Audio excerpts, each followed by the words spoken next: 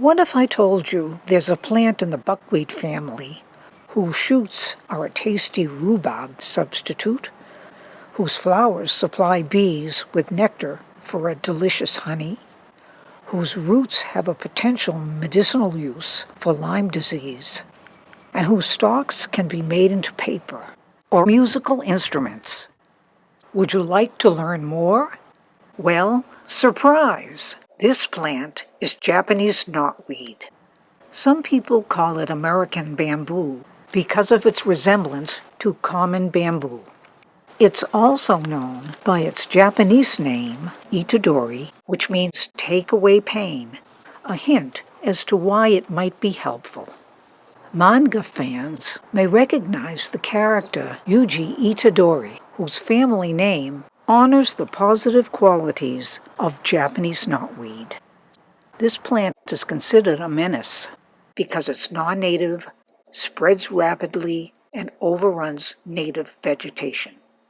From this poster, you'd think it was the most dangerous plant on Earth. You may have strong feelings about it and even decide to quit watching this video, but why not take a closer look before putting it on your least wanted list? My first encounter with Japanese knotweed occurred one summer when I was about 11. These plants were located up our street. Their tall stalks formed a dense thicket, which gave me a place I could call my own. The next time I came across knotweed was years later when I was newly married and living on my mother-in-law's farm. Several patches had taken over a section of her yard, and she asked us to remove them. That's when I learned how persistent these plants were. No matter how many roots or shoots we cut, new ones appeared. If only I knew back then what I know now, we could have harvested them instead. In the mid-1800s, these plants were brought to the United States from Asia as ornamentals and for erosion control. In Japan, they can grow on the slopes of volcanoes, so that's how tough they are. It wasn't until they escaped cultivation that they began to rapidly take over disturbed areas and create dense monocultures. They thrived along edges of rivers and streams where their deep roots took hold and crowded out other plants. In late April, fresh shoots emerge among last year's dried stalks and create large colonies.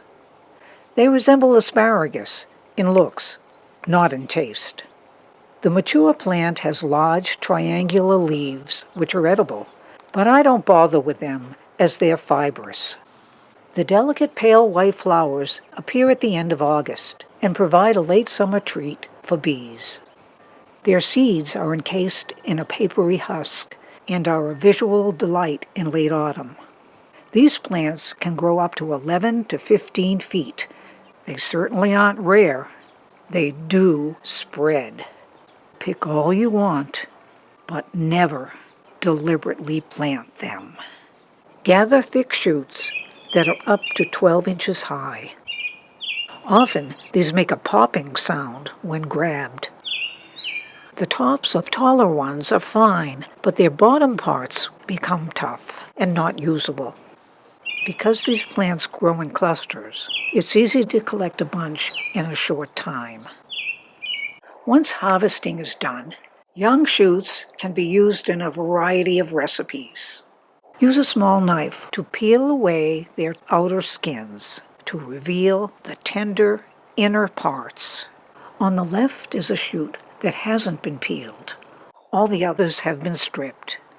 You'll end up with many discarded pieces, which shouldn't be composted, as even small fragments may spread these plants. Throw them in the trash. Like many tart plants, knotweed is a good source of vitamin C. Take a bite of a raw one for a juicy snack. For a quick treat, slice the shoots into short sections just above the joints, where the base is solid, and fill the hollow sections with cream cheese. This helps prevent the filling from leaking out. One of my favorite recipes is Knotty Bites, which is loosely based on one created by my friend and fellow forager, Russ Cohen. I made a filling from finely chopped raw shoots and poured this over a pre-baked crust. Directions to make this are posted under my description of this video. In the past, I tried cooking the shoots as a vegetable and didn't like their taste. My mistake was to cook them on their own and not combine them with other vegetables. Recently, a friend showed me her method of preparation, and it changed my mind. First, peel off the outer layer, as mentioned earlier. Soak the shoots for a few hours, changing the water once in a while, then pour it off. Slice them in half along the diagonal. Place in a heated pan and cook in olive oil, soy sauce, and garlic for 1 to 2 minutes. They can be served as a simple side dish or combined with tofu, rice, mushrooms, garlic, and scallions, as in this entree.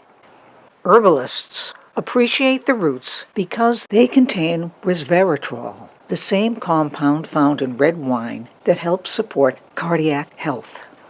Gather them in late fall, after the plants die back. These are tough, so they need to be cut into smaller pieces. It's easiest to do this if they're still fresh and more pliable than if they've been dried. Tinctures made with them may help treat symptoms of Lyme disease. As a preventative measure, I take a little before I go out into a tick-infested area. This past June, at the Grow Food Northampton Organic Community Gardens, Ifad Hauk and Jupon Lin sponsored a series of workshops on the various uses of knotweed. I attended the one where participants learned about making paper from knotweed's large stalks. This process was fascinating but complex. The initial stage was simple. A group of us gathered stalks, removed the leaves, cut them down, and placed them in containers. After that, the process became more complicated, involving many steps. This is described in more detail in the e-zine that contains essays, recipes, poetry, photography, and art. For musicians looking for a new instrument to add to their repertoire, check out the website of New York's Pember Museum for directions on how to make your own Japanese knotweed flute. Check out Zach from Rewild, Maine, who's playing one. Japanese knotweed plants definitely need more positive PR to improve their negative reputation. Maybe someday gourmet cooks will recognize their culinary possibilities. If you're impressed with what these plants have to offer, perhaps you'll agree with me when I say, if you can't beat 'em, eat 'em.